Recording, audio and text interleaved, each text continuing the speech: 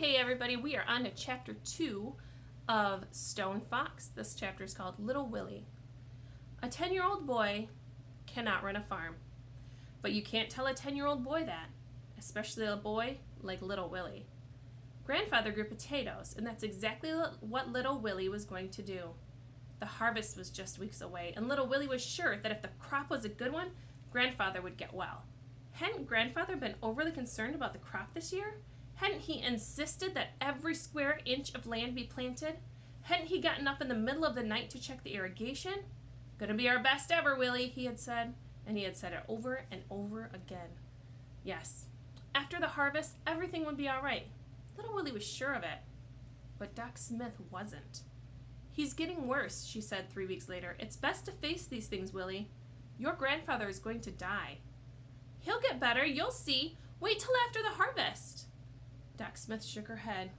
"I think you should consider letting Mrs. Peacock in town take care of him, like she does those other sickly folks. He'll be in good hands until the end comes." Doc Smith stepped up into the wagon.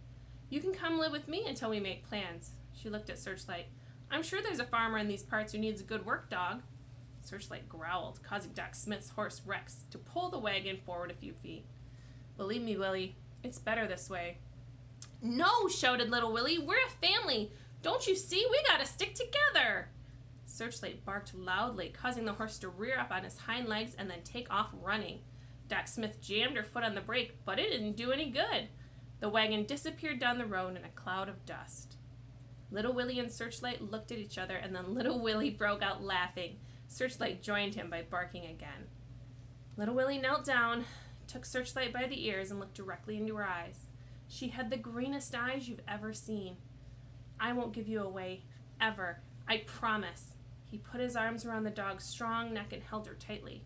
"I love you, Searchlight." And Searchlight understood, for she had heard those words many times before. That evening, Little Willie made a discovery. He was sitting at the foot of Grandfather's bed playing the harmonica. He wasn't as good as Grandfather by a long shot, and whenever he missed a note, Searchlight would put her head back and howl. Once, when Little Willie was way off key, Searchlight actually grabbed the harmonica in her mouth and ran out of the room with it. "Do you want me to play some more?" Little Willie asked Grandfather, knowing very well that Grandfather would not answer. Grandfather had not talked, not one word, for over 3 weeks. But something happened that was almost like talking. Grandfather put his hand down on the bed with his palm facing upward. Little Willie looked at the hand for a long time and then said in a whisper, "Does that mean yes?" Grandfather closed his hand slowly and then opened it again. Little Willie rushed to the side of the bed. His eyes were wild with excitement. "What's the sign for no?" Grandfather turned his hand over and laid it flat on the bed. Palm down meant no, palm up meant yes. Before the night was over, they had worked out other signals and their hand and finger code. One finger meant "I'm hungry." 2 fingers meant water. But most of the time, Little Willie just asked questions that Grandfather could answer either yes or no. And Searchlight seemed to know what was going on, for she would lick Grandfather's hand every time he made a sign. The next day, Little Willie began to prepare for the harvest. There was a lot of work to be done. The underground shed where the potatoes would be stored until they could be sold had to be cleaned. The potato sacks had to be inspected and mended if need be.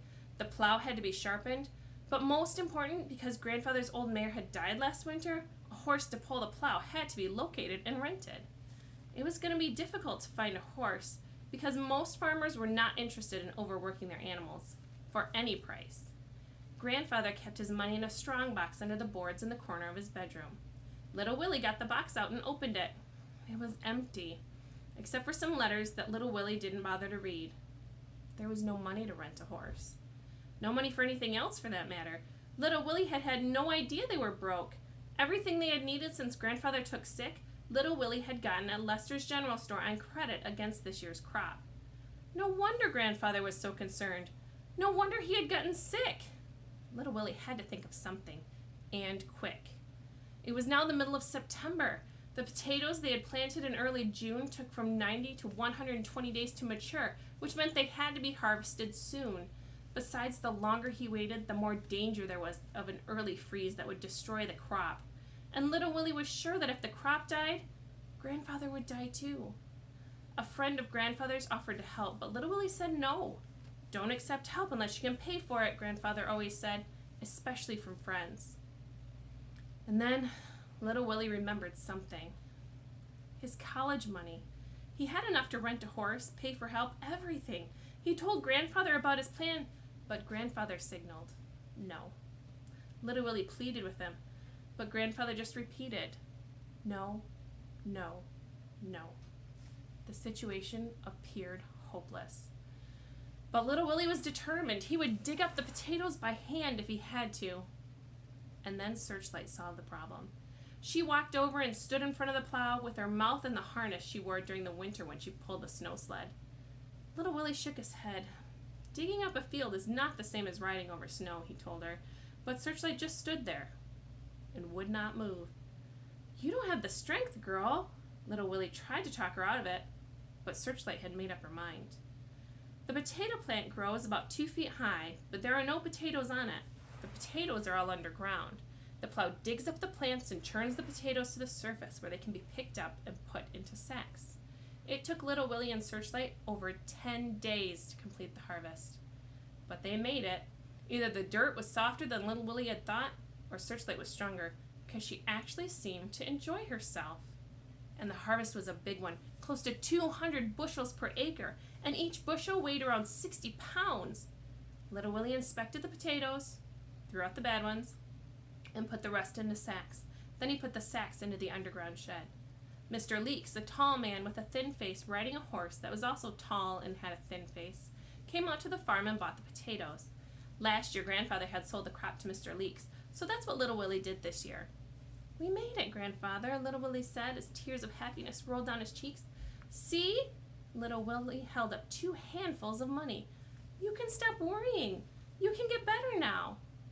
Grandfather put his hand down on the bed. Palm down meant no. It was not the crop he'd been worried about. It was something else. Little Willie had been wrong all along. That's where we'll end this time. Thanks for listening, and we'll see you next time.